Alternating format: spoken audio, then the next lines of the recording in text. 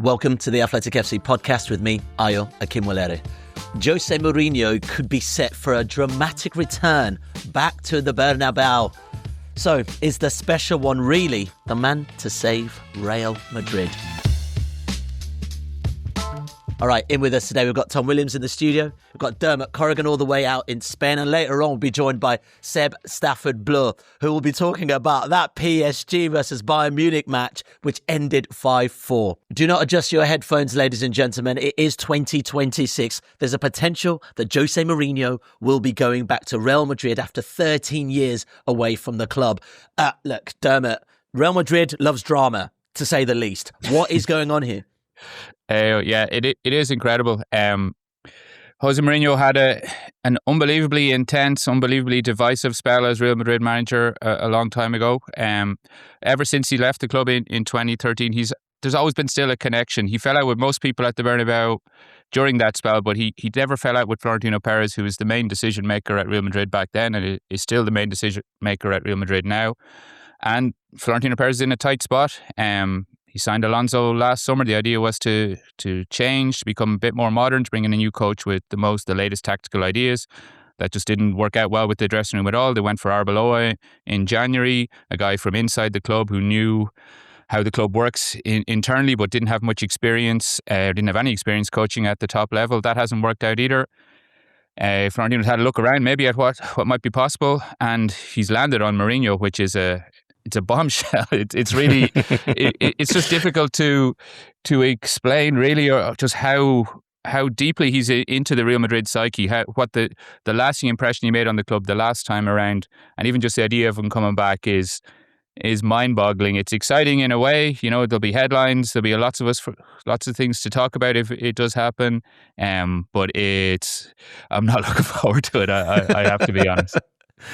Tom, you're often the voice of reason and calm. I don't know if there is any reason or calm based on this potential decision, but I mean, look, Madrid currently are set to end a second consecutive campaign without winning a major trophy since March, the international break. They've won one game in 6 across all competitions. Not great. They're also 11 points behind Barca in La Liga. They're currently out of the Champions League as well. Now, despite all that, and I guess this might be a decision based on trying to bring back some sort of DNA back to Madrid. Does this one surprise you? I mean, yes, because Jose Mourinho has felt like yesterday's man in coaching terms for a long time. But also, no, because this is the kind of thing that Mourinho is capable of doing. You kind of feel like there are certain clubs for whom there is this sort of kind of, in case of emergency, break glass and call Mourinho.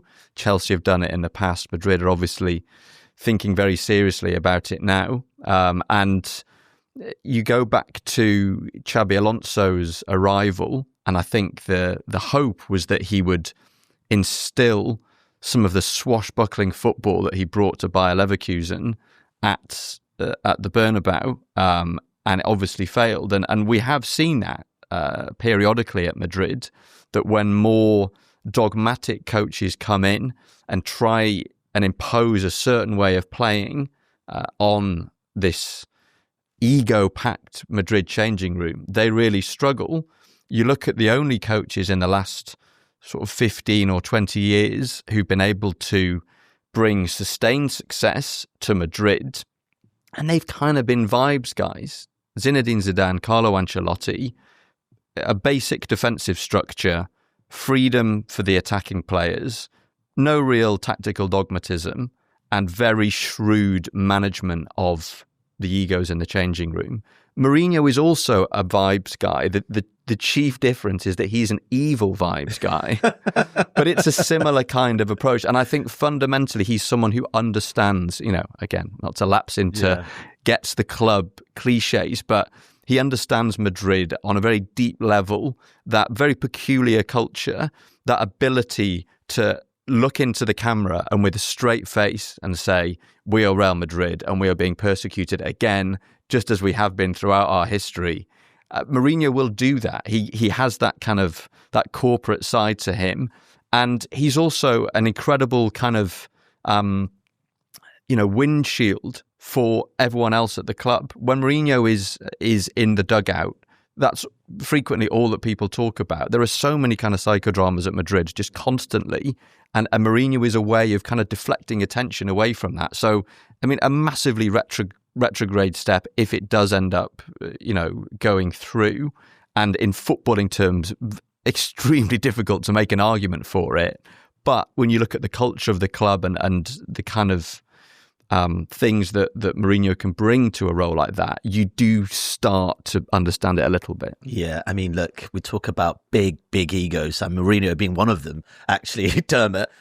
Look, let's look back at his spell at Real Madrid, 2010 to 2013. There were trophies, no Champions League, funny enough.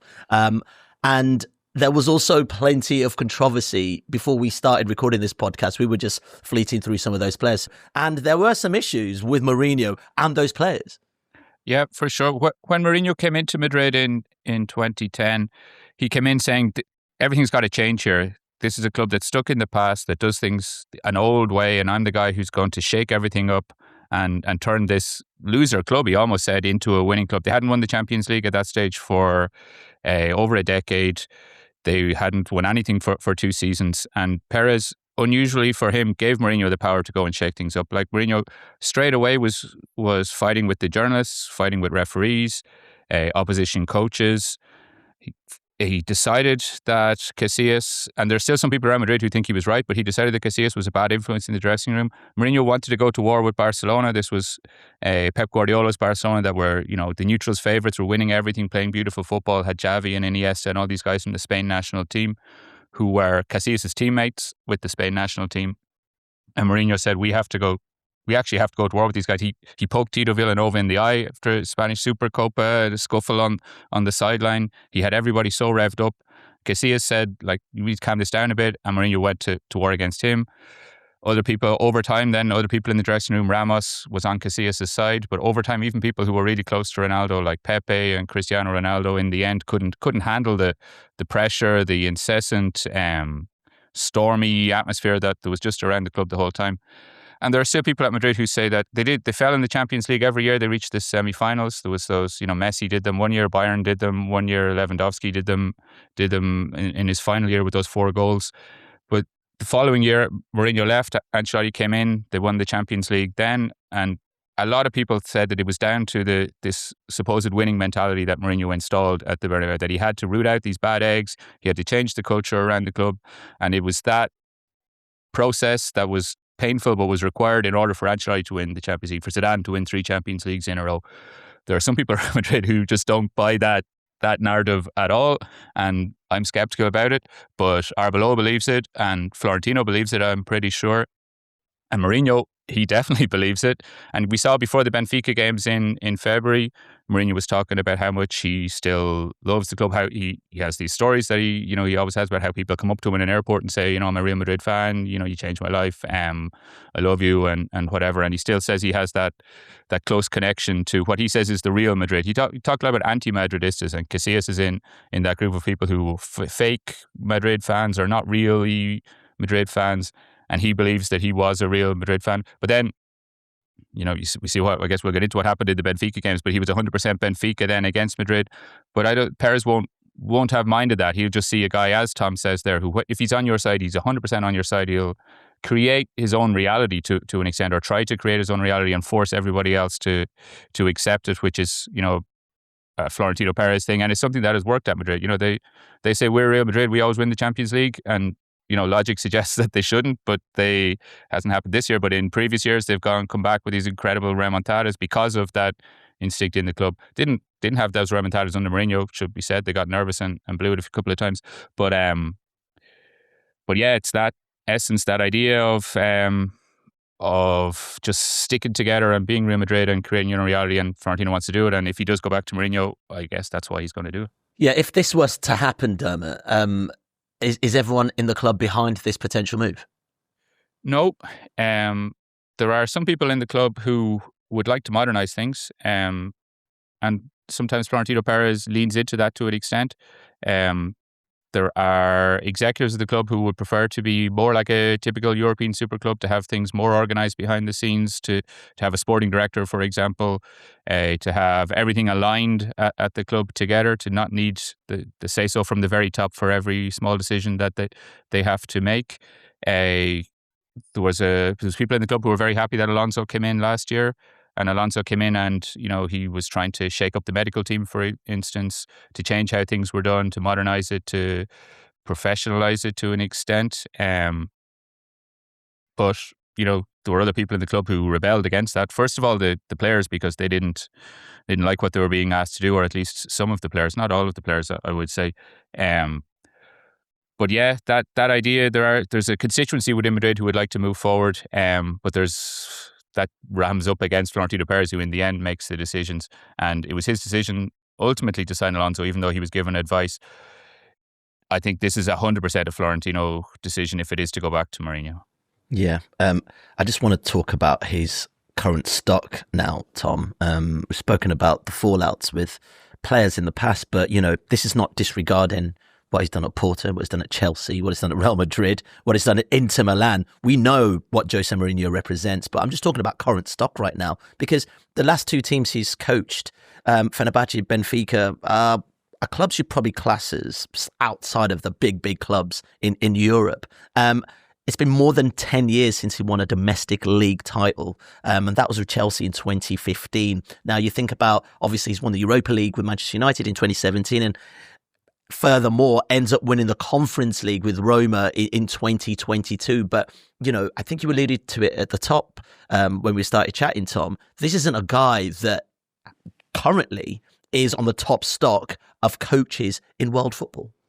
No, and he's not really part of the conversation. This is the first time that Mourinho has been linked to one of the biggest jobs in world football for at least kind of 7 or 8 years. And it used to be the case that the Mourinho playbook was very well established. He'd come in like a complete whirlwind.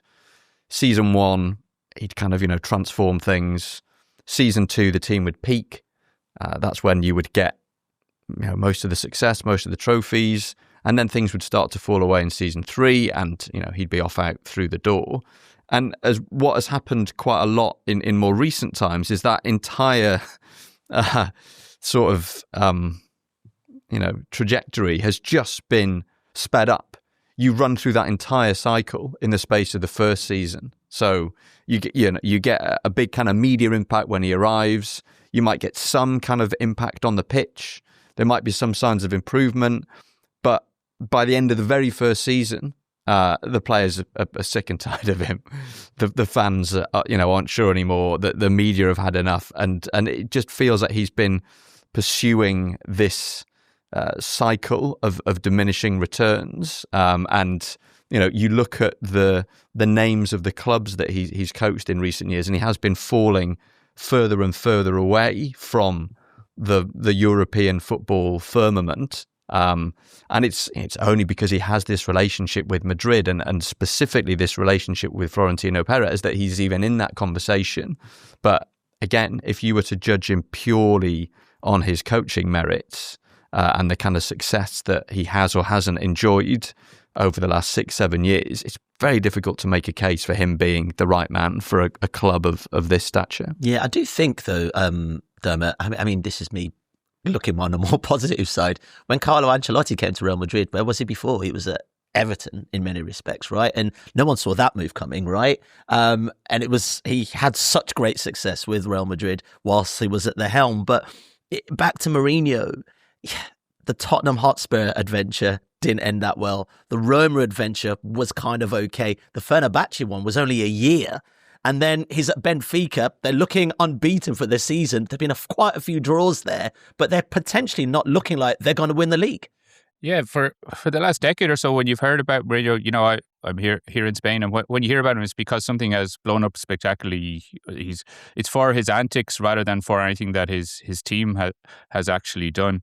He's become like he's great for clubs, maybe in a firefighting role. Maybe it made sense to go back to Benfica, maybe Fenerbahce. See the value in bringing in a big name, drawing attention to the club, all those types of things. But I don't think seriously within football he's been seen as a guy who understands the modern game, who is kept up to date with all of the latest developments in coaching, in preparation. He was, like, 2 decades ago, he was that guy. He was the guy who came in at when he had such success at Porto, who had, was doing things differently, had new ideas, was, I don't know, I was going to say a breath of fresh air. That's probably pushing it a bit far. But he was like the new modern, hip, trendy guy. Like, but that's a long time ago now. That's before some of these Real Madrid players were even born. That he might be coming in to coach now.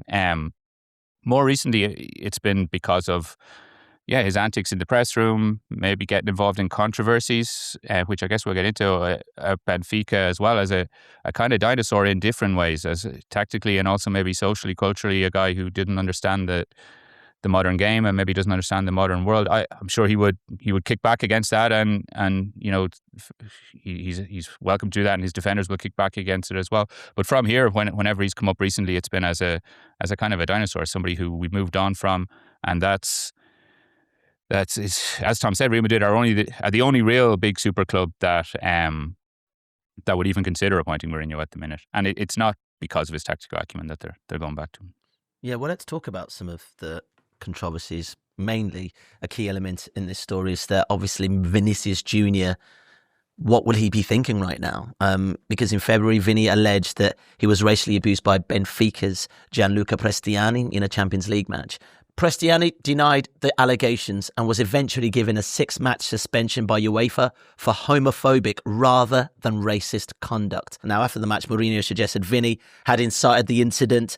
Dermot, we spoke about this candidly on this podcast, and it was a heavy topic to deal with, especially looking at the modern game. When you talk about a coach that's potentially out of touch, the comments about Eusebio, one of our greatest players in this team was a black man, it just seems a little misguided. Now you're potentially going back into a dressing room with a player that you potentially offended. It's a bit odd. Yeah, and Mourinho one of the things that he said after that game was that, why is it always Vinicius? Maybe, like, suggesting that it was something that Vinicius himself was doing. That was the reason that Vinicius has been racially abused so many times in Spanish stadiums. It's over a dozen different places or different incidents that have happened over the years. And you could argue, I guess, that in this situation that Mourinho could stick up for his own player, that it wasn't proven, especially at that time. It hadn't been proven. It was the night of the game. Emotions are high, and sticking up with your own player and believing your own player is not necessarily is understandable in the situation, I think you can say. But if you then broaden it out and start talking about Eusebio, as you say there, and talking about Vinicius in previous incidents, it gave me the impression anyway, and I think it gave lots of people the impression that he wasn't taking it seriously. Vinicius, the Vinicius camp have been quiet over the last couple of days. I can't say what they think about it. I can imagine that they will be very unhappy with the idea of Vini having to go to training on the first day of pre-season next season, and it's Jose Mourinho. Maybe they would have a conversation, and yeah, who knows? But I can only assume that Vinicius would not be very happy with this. It's been noticeable that Madrid have been very quiet as well last week when the Prestiani punishment came out. You could imagine a different world in which, if they're going to back their players to the hilt, and it wasn't just Vinicius, it was Mbappe, Tchouaméni, different people were very clear about the language that they had heard being used on the pitch. In other situations, Madrid have, gone to war against different institutions if they feel that, they're Vinicius himself, when he didn't win the Ballon d'Or, Madrid just boycotted the whole competition. In the past, Madrid have gone to war against UEFA for commercial reasons, for trying to organise football in a different way. That's been patched up recently. I think UEFA have won that particular battle. The Super League has gone away. But yeah, zip out of Madrid to complain about the decision. No outrage, no support for Vinicius in the situation, which he's been quiet enough as well since. And I'm not blaming Vinicius for any of this at all. Like, if he doesn't have a reaction, he doesn't want to make it public, that's obviously for him to do. But it adds to the whole idea of Mourinho coming back. It adds another very difficult, very challenging aspect to the whole thing. Another reason not to do it, you could argue, or I might argue, but Florentino Perez, if it's part of what he's been weighing up, it hasn't been that clear to us. Yeah, I mean, Tom, I don't know where to start with this one because it's not just Vinicius you're thinking about. You're thinking about Mbappe, Tchouaméni, a lot of those other players that were involved in that situation, and you've got Jose Mourinho, who's been quite public about his views on what happened with the Prestiani situation, but you are now potentially going into a dressing room, and we talk about the beef he's had with previous players. You're basically walking into another cauldron.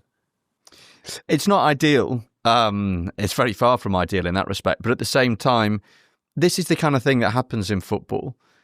Someone who has behaved in a certain way towards a club, who has riled their fan base, who has disrespected their players, or whatever, then ends up being hired by that club. And you think, oh, well, this isn't going to work. This is going to be explosive. And yet, just the fact of suddenly all being on the same team very frequently is enough for those tensions to dissipate. And I think one thing that Mourinho probably hasn't lost is his charisma in dealing with players, the kind of sparkle that he carries with him. I mean, he's clearly diminished as a coach in terms of his achievements, but I think as an individual, if you're a young footballer or even a more experienced footballer, he's still someone with a stature. I think that's part of the reason why he is so attractive to Florentino Perez, despite the diminishing returns of recent years. So I suspect that, perhaps there will be, certainly on the side of certain players, a degree of reluctance to, kind of forgive what Mourinho said in response to the abuse that Vinicius received in that game against Benfica, if of course he does become Real Madrid head coach. I think the fact that he would be presented to them as their new coach means that there'd be a realization, we have to get on board with this guy. This is the new direction. And very frequently in football, things that at the time would seem completely inconceivable have a way of just kind of working themselves out because, well, this guy who has done something which previously seemed completely unforgivable is now on our side. He's now our leader, and we're just going to have to go along with him. So, I mean, it would, if it does go ahead and he does become Real Madrid coach, it would be fascinating to witness those first exchanges with Vinicius in particular, but also, as you said, players like Kylian Mbappe or Aurélien Tchouaméni who were very outspoken about what happened. But there is a kind of a very kind of hardy grain of cynicism that runs through every football club, and that is, we're all in it together. We're here to try and win, and all manner of things can be kind of forgotten, if not perhaps fully forgiven, when something like this comes to pass. When Tom mentioned cynicism there, it just reminded me that Vinicius' contract is up in just over a year's time. There's the negotiations over extending that deal have gone on for a long time now. It's a couple of years they've been talking. Vinicius is looking for a big pay rise from Madrid. Madrid have been fighting back against that. A big problem for Xabi Alonso was that Vinicius decided he wasn't going to be able to renew. Mario, our colleague here, broke the story that Vinicius wasn't going to renew his contract if Alonso was the coach. We'll have to see what happens now. There's a lot of money on the line as well, which is it feels wrong kind of saying it, but this is the reality of top level football. It's a huge business. All the people involved have a lot of money on the line. So it will be fascinating to see how that plays out. Apparently, Vinicius camp are happy to wait until after the World Cup to see what happens. To maybe have the next stage of negotiations. Then he'll be 12 months out from the end of his contract at that stage, and then he might have a better idea of who's going to be the next Real Madrid coach.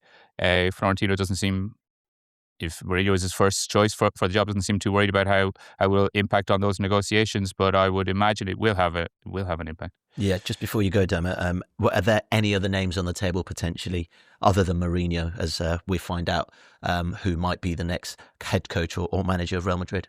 Yeah, a lot of people around Madrid would love Zinedine Zidane to come back. We're all sure that Zinedine Zidane would love to be the next French manager, and there's an almost certain chance that that's going to happen after the World Cup as well.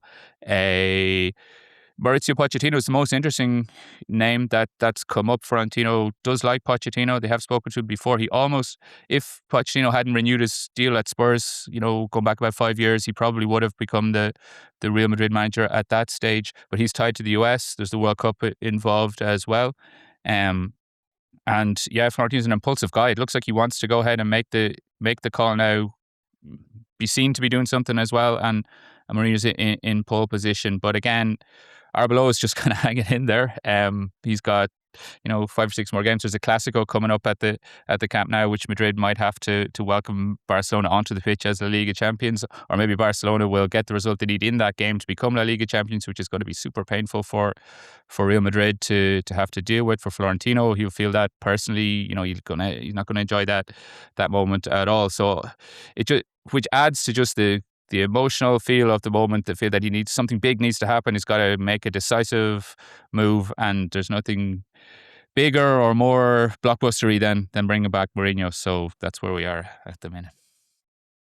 Well, let's move on to Tuesday night's thrilling action in the Champions League. One of the best games of football I've ever seen personally. PSG 5, Bayern Munich 4.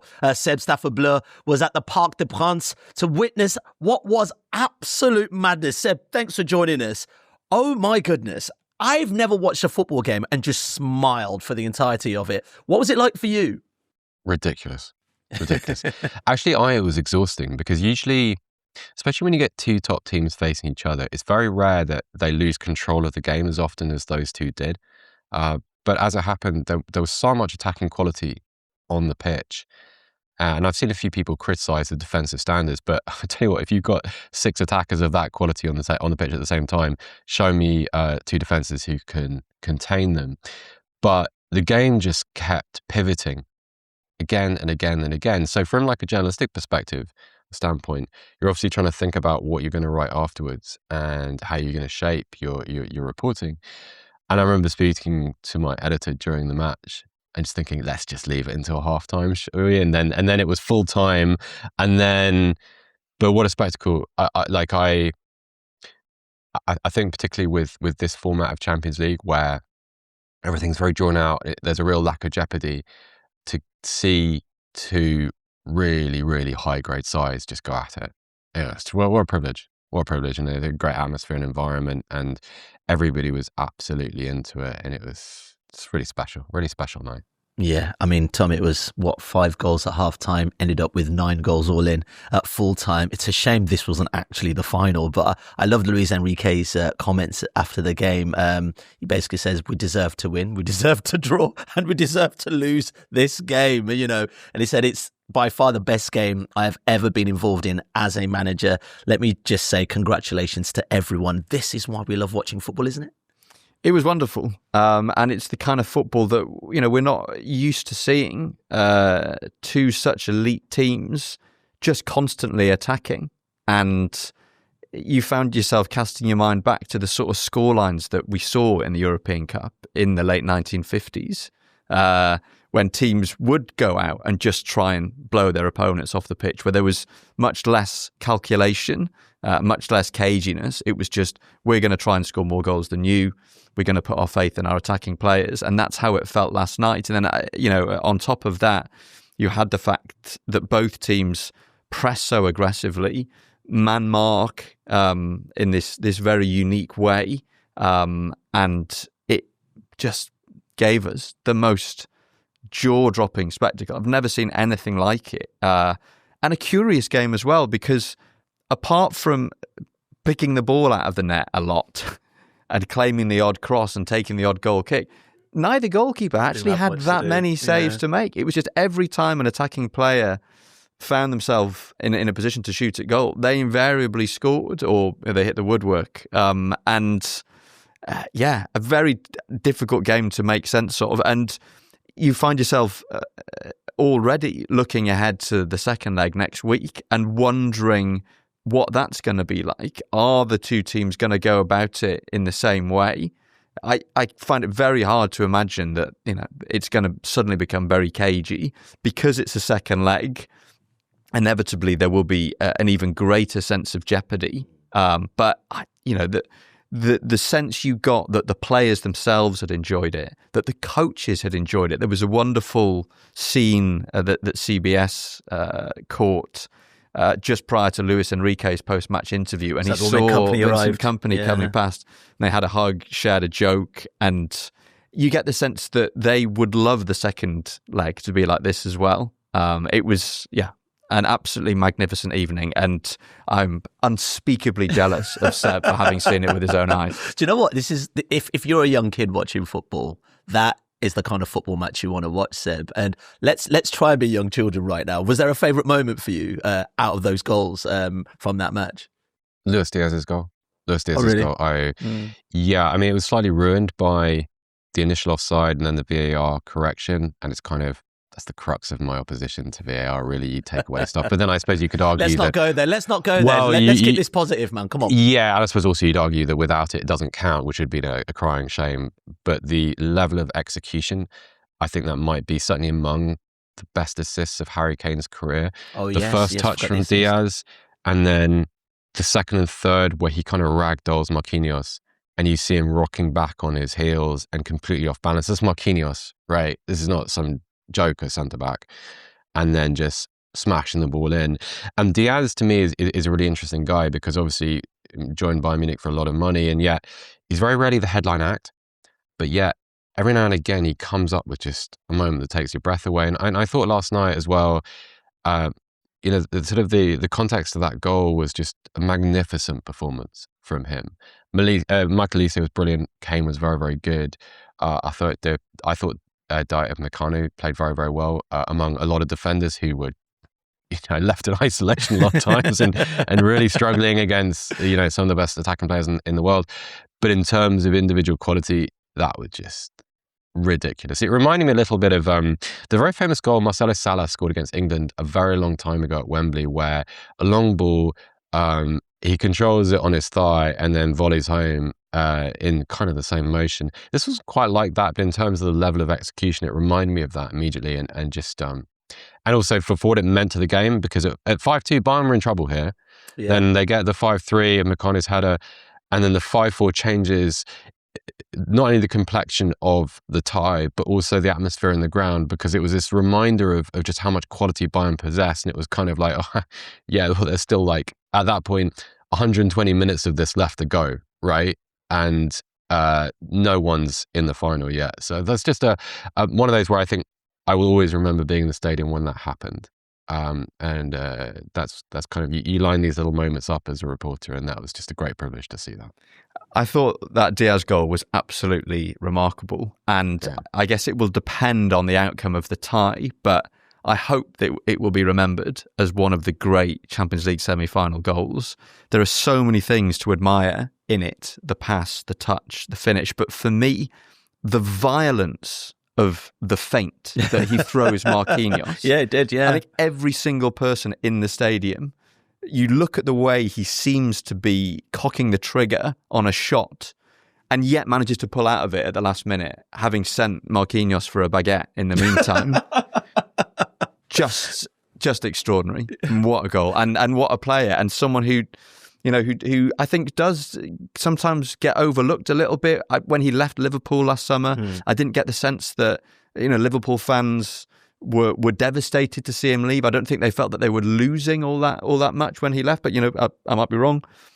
But what a player. And that is the second time that he has punished PSG repeatedly at the Parc des Princes this season. He did it in the league phase at the beginning of November, scored both goals, then got sent off for a pretty horrible tackle on Achraf Hakimi as it happened. But an absolutely magnificent footballer. Yeah, legend has it, Marquinhos is currently at the boulangerie waiting for his baguette to be delivered. Gents, let's talk about Diaz, Kane, Elise, and that attacking prowess, especially you, Seb, having watched a lot of Bayern Munich this season, 100 goals for Bayern Munich this season. I mean, are we looking at the best attack in the world right now? I mean, we could look at PSG as well in respect. Yeah, last time I came on, I reminded you that's an attacking four, and I'm going to do the same thing because... But Serge is not there at the moment. He's injured. Hey, but Jamal Musiala came back in and did very, very well. As well, yeah. Worth introducing Musiala to this conversation, right? Because Musiala is on this sort of steady incline, ascension in form, where he's actually, I think, got a goal involvement in each of his last 5 games in the Bundesliga heading into last night. So his form is improving, and he's come in to replace Gnabry. And I think the thing about this Bayern attack is it's beautifully balanced. You have all of these different players who all world class, but all do things slightly differently. So you have Kane as the centre point. Kane is Kane. He's probably the sort of the archetype of the modern 9/10. He can do everything in that position. You have Elise, who just plays with this incredible balletic grace with the ball. Looks like he plays in velvet slippers. He's just mesmerising to watch. And that battle with Nuno Mendes down Bayern's right side was just absolutely box office. And I don't think I've ever seen Nuno Mendes treated like that by a winger. And then on the other side, Diaz is just a much more forceful player, has all the technical quality as he demonstrated pretty comprehensively last night. And I suppose what you're watching is like this mix of elements, so like a perfect cocktail, right? Everything in perfect harmony, and that's what gives it its danger. That's what makes it so watchable. That's what time and time again this season has led to it producing moments which I hope we watch for a really long time. So Elise, I mean, it's kind of incredible, because we talked about Diaz's goal. We haven't mentioned Elise's goal. We're just go straight through the middle. Great violence. But then all these other moments too, like before Bayern's first goal, before the penalty was given, they created a few really watchable phases where they went from south to north very quickly with touches of the ball. They never waste a touch of the ball in attack. It's always moving in the right direction. It's always the right decision being made. And when you add players of that quality to that cohesion, you really do get something special, and it's incredibly good to watch. So yeah, like I don't even really remember what your question was. It was something to do with Bayern's attack being good, and I just went off on a monologue. But I think that's probably good enough, right? Well, I would say to Tom, Doué, Dembélé, Kvaratskhelia. I mean, that's just as naughty a front three as you're going to get anywhere else in the world. Yeah, and they were all brilliant again. I mean, Kvaratskhelia in particular, who has been exceptional in the Champions League this season, as he was in the second half of last season, now in double figures for goals. And I think when Bayern went ahead, there was probably a feeling of fear that they might, go on to take control of the game. Because I think, generally speaking, despite being behind at half-time and despite ultimately losing the game, I thought in many ways Bayern were more impressive than PSG last night. But Kvaratskhelia pulls PSG back into the game single-handedly, running onto that pass from Desiree Doué, cutting inside Stanisic and curling home in trademark fashion, and then obviously gets the fourth goal as well. Lost count. I've really lost count. Yeah, on the counter-attack. Yeah. Dembele had a brilliant game, squanders a huge opportunity at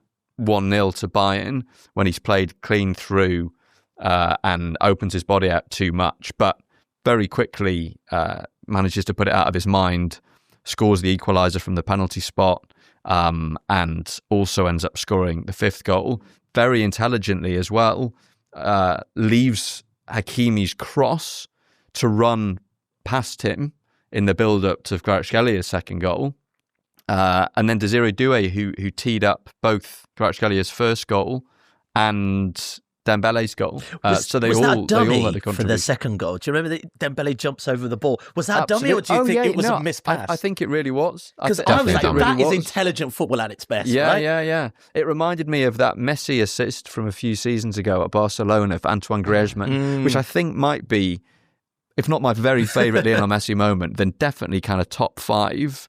There's something about a dummy in that area of the pitch, particularly when a player's on the 6-yard box, is just so surprising because ordinarily a player coming onto a ball like that, so close to goal, 99 times out of 100 will shoot. I think Dembele had the intelligence of knowing that Kvaratskhelia was behind him and in an even better position. And yeah, I just think across the board, PSG's attackers were fantastic. Shouldn't overlook João Neves. I mean, smallest guy on the pitch gets the header. On the pitch, and I know that there was a bit of surprise that as the smallest guy on the pitch, if that's what he actually was, I haven't checked. That that he should have scored the header. He is a fantastic headerer of the ball, Neves. I mean, he scores an awful lot of headed goals for PSG. He has got the most remarkable spring on him. So I think some people might have found it slightly surprising to see him scoring a goal like that. But if you follow PSG regularly, you'll know that he's got that in his locker. All right, gents, before we go, the final question really on this. It's a hard one to call. Who's winning it, Seb? Are you going for Bayern or are you going for PSG? Yeah, Bayern. I like the second leg. I like the team that's home in the second leg. Bayern in front of their home crowd. Yeah, I would give them the edge. I also think Company made a little bit of a mistake last night. I don't think Davis should have played. I thought Lima was the right pick at fullback. It's a decision that they corrected at halftime, and it helped things. So I expect that to be the team next week. God, I can't wait. Let's just do it tonight, right? But I still like Bayern. Yeah. All right, Tom. I'll say PSG. Of course you will. For balance. Of course you will. I mean, Bayern will have to attack. I mean, not that they need much encouragement to do so, but they will because they're behind. And we saw in the first part of the second half last night that when they did so, they left a huge amount of space for PSG to run into, and that's where the fourth and fifth goals came from. And although being away from home is generally seen as a disadvantage, PSG did this multiple times last season in the Champions League. They were away from home in the second leg against Aston Villa, against Liverpool as well. This season, same thing against Chelsea and against Liverpool as well, perhaps. So they have that experience. And yeah, I think with what they showed last night, you would expect that they will learn from the mistakes of last night. I think the most concerning aspect was how poor they were defensively. The fact that all 4 Bayern goals were scored right down the middle. The run from Diaz and then the pass in from, I think, Kane, Elise, Diaz in the build-up to the penalty. Elise, who just runs into the box and scores the second. A straight free kick from Kimmich that Upamecano nods in for the third. And then a ball over the top from Kane down the middle for Diaz for the fourth. So that's something they'll have to tighten up. But they've shown they can do it before. And, if nothing else, we have rediscovered the great PSG, I think, from last season. And you get that sense that they are moving through the gears again in the way they did 12 months ago. All right, gents, honestly, we could talk about this all day. Can't wait for the second leg. But in the meantime, Arsenal play Atletico Madrid tonight in the Champions League. Same kind of football? Can't guarantee it. All right, let's leave it there. Tom, Seb, Dermot, appreciate your time. And also thank you guys for joining us too. We'll catch you later.